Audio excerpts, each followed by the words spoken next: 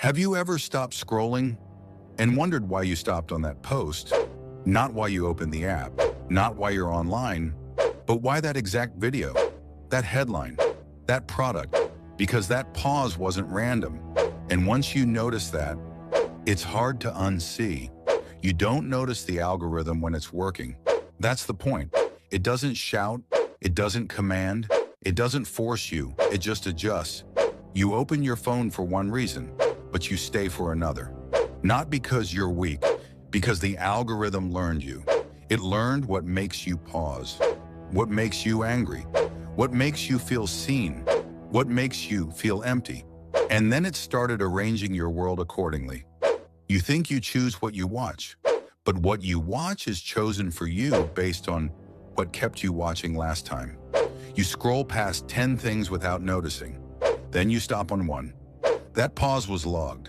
The algorithm didn't care what it was, it cared that it worked. So it showed you more of it. And slowly your feed stopped being random, it became familiar. Not comforting, predictable. If you engage with outrage, you see more outrage. If you linger on fear, fear becomes common. If you reward validation, validation becomes rare. So you keep chasing it. The algorithm doesn't control your thoughts. It shapes your emotional weather. And emotions drive decisions. On days your feed feels heavy, you feel tired without knowing why. On days it feels hostile, you're more defensive in real life. On days it feels validating, you feel important. Briefly, then it fades. So you go back. You think your mood is coming from life, but life is being filtered before it reaches you. Even your opinions aren't forming alone.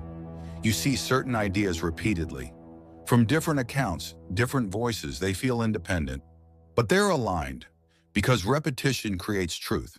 Not real truth, familiar truth. And familiarity feels safe. That's why outrage moves in waves. Why timelines feel angry at the same time. Why certain ideas suddenly feel obvious. The algorithm doesn't tell you what to believe. It tells you what to see until believing requires no effort. Shopping works the same way. You don't suddenly want something. You see it often enough that wanting feels natural. It keeps showing up, becomes, I guess I need this. The algorithm doesn't sell products. It normalizes desire. And once desire feels normal, buying feels logical. Life decisions are nudged the same way.